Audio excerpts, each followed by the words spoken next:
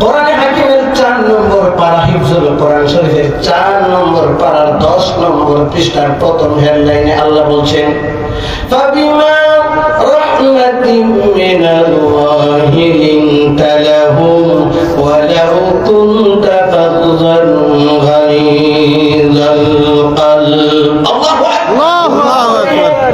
আপনার কলিজা এবং সিনা মোবারক আল্লাহ দয়া আর রহমত দিয়ে ভর্তি করে দিয়েছে। আল্লাহ নবী আব্দুল্লাহর প্রস্তাবে দাঁড়ায় গেলেন মুনাফিকের লিডারের জানাজা পড়বে। হযরত ওমর দাঁড়ায় হুজুরের জামা টান দিয়ে ধরে বলেন, না না, এত বড় দুশমনের জানাজা পড়তে আপনাকে দিব না। লাগছে শেষ এ কথা লাগছে। ওমর কি ছোট মানুষ না বড় মানুষ? আর জোরে বললেন লাউ কানা বাদি লাকনা নাবিয়ান লাকানা উমর। আল্লাহ নবী সাত করেছেন পৃথিবীতে আমি খাতামুন নবীন, আমার পরে কোন নবী নাই, আমি খাতমে নবুয়ত, আমাকে দিয়ে আল্লাহ নবীর দরওয়াজা বন্ধ করে দিয়েছে। যদি আমার পরে কাউকে নবী বানানো হতো হযরত উমরকে আল্লাহ নবী বানাইতো। সুবহানাল্লাহ। কথা সম্পূর্ণ ব্যক্তি জামা খেলে ধরছেন না, এইরকম সুস্পষ্ট দুশমনের জানাজা আপনি পড়তে পারেন না। নবীকে জানাজা জানো, হযরত উমরকে না যাইতে দিব না। লাগছে নি শেষ কামাটা না। মসজিদে নববীতে হযরত ওমর আর রাসূলুল্লাহ দাঁড়াইছে, আল্লাহ যখন থামো না, আমাদের জীবনে বহুত কথা হয়েছে, এইরকম লোকের জানা যাইতে দিব না। এই টানাটানি দেখতে সাহাবে একরাম কি উৎসুক হইতে হলে এমনিও না হেমও না। একটা উসুল মনে রাখবেন, বড় বিষয় যদি কন্ট্রাডিকশন হয়, দ্বন্দ্ব হয়, তাহলে আপনি বুঝে শুনে কোন দিকে যাইবেন, আন্দাজে চুপ থাকবেন। কথা বললেন ঠিক। তবলিগের বিভাজন খুশি করেছে না, আপনার জ্ঞান যদি না খুলে চুপ থাকেন। কথা বুঝেন নাই? কারণ এটা তো ইজতিহাদি ব্যাপার। আবার কিছু মাসআলা যেহেতু সিগন্যাল আসছে, আপনি একজনকে সম্মান করেন, আবার ওদেরকে ছাড়তে পারেন না, তাহলে আপনি চুপ থাকেন। দরকার নেই কোন দিকে যায় বাবা, কোন দিকে যাবেন আর না যাবেন, আমি হুজুর আপাতত এই বিষয়ে কথা বলতে রাজি না, তাহলে আপনি পয়সা গেলেন। আর যদি আপনি এক পক্ষ যান, যদি হয় হক তো বাঁচলেন, না না না হোক খুলে সিদের বশবর্তী হয়ে আপনি জাহান্নামে যেতে হবে। কথা বলেন ঠিক? আল্লাহ নবী দাঁড়াইছেন, জানাজায় যাবেন। ওমর বলেন জানাজা যাইতে দিব না। এর মধ্যে কয়েক মিনিট সময় গেছে কি গেছে না? জিবরিল আসমান থেকে আইতে কি সময় লাগে? আর জোরে কোন না? আল্লাহ রাব্বুল আলামিন ডাক দিয়ে বলেন জিবরাইল যা মদিনার নবীর মদিনা মসজিদে নবী আর সাহাবীর মধ্যে যে কাপড় নিয়ে টানাটানি তাড়াতাড়ি যায় মীমাংসা করে দাও। সুবহানাল্লাহ। আল্লাহ রাব্বুল আলামিন জিবরিল আমিনকে অর্ডার করে দিলেন। তড়িৎ গতিতে জিবরিল আমিন কোরআনুল কারীমের এই আয়াত নিয়ে হাজির হয়ে গেলেন।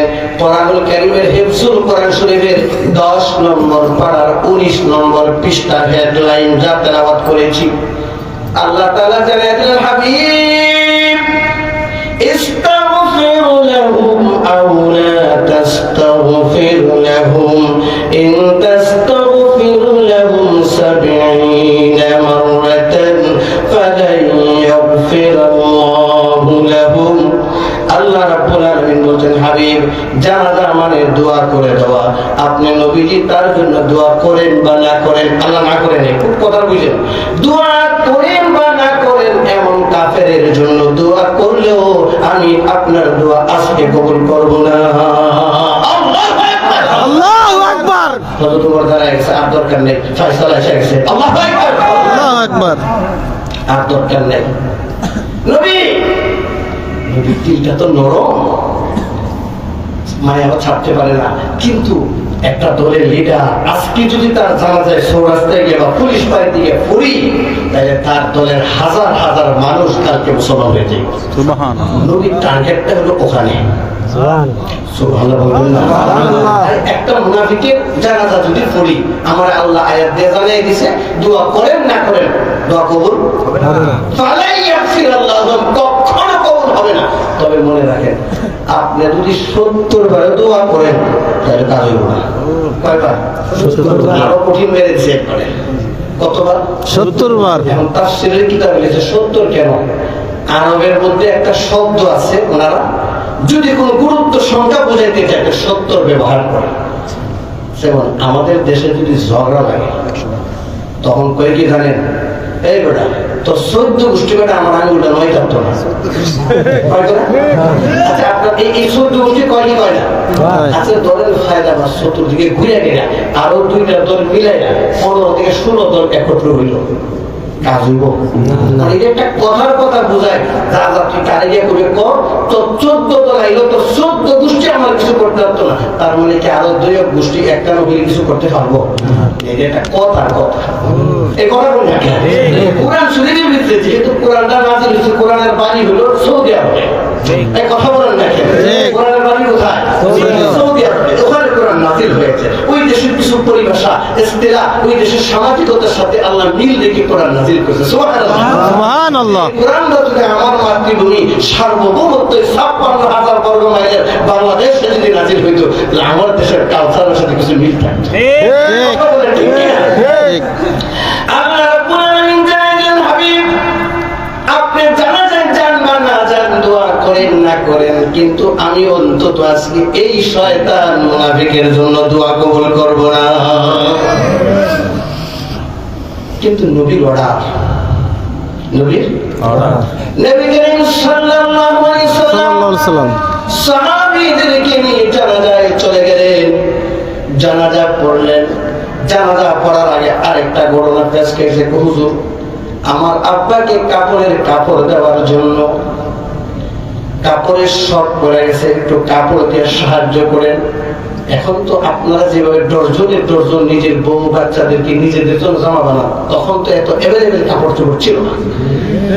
আল্লাহ নবীর কাছে দ্বিতীয় প্রস্তাব, আব্দুল্লাহ ইয়া রাসূলুল্লাহ ইয়া হাবিবাল্লাহ, জানাজার কাপড়ের ব্যবস্থা করে দেন। একটা জানাজা পড়ার সিদ্ধান্ত, আরেক হলো জানাজার কাপড়ের কাপড়। নবী করিম সাল্লাল্লাহু আলাইহি ওয়াসাল্লাম তিনি নিজের গায়ের জামা খুলে দিলেন।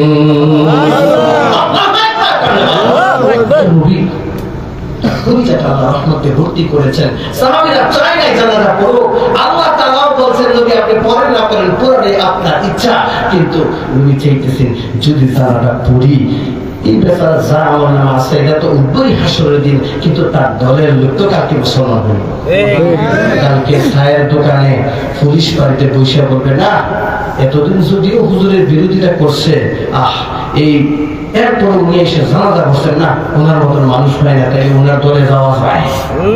এই কথা বলেন আখলাক।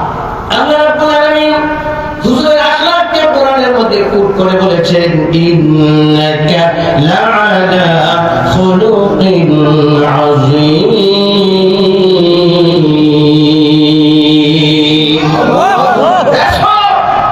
নবী মুহাম্মদ সাল্লাল্লাহু আলাইহি ওয়াসাল্লাম মহান চরিত্রের অধিকারী। সুবহানাল্লাহ, সুবহানাল্লাহ।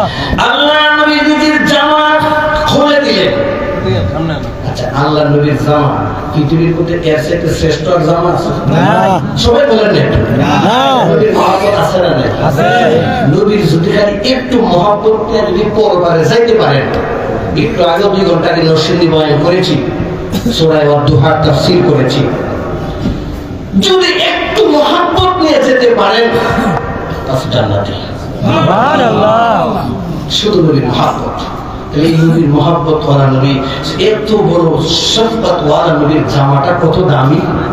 সুবহানাল্লাহ, কত কপাল ওয়ালা ব্যক্তি যে কপাল মরার পরে হুজুরের জামা পাইতেছে। সাহাবীরা বলেন ইয়া রাসূলুল্লাহ জানাজা যাবেন ভালো কথা, জামা দিবেন কি? আগেরটা তো কোরআনের আয়াত দিয়ে আমি ভাষা এসে হুজুর জামা দিবেন কেন, এটা তো কোনো যুক্তি কথা নেই। এইটারও যুক্তি আছে।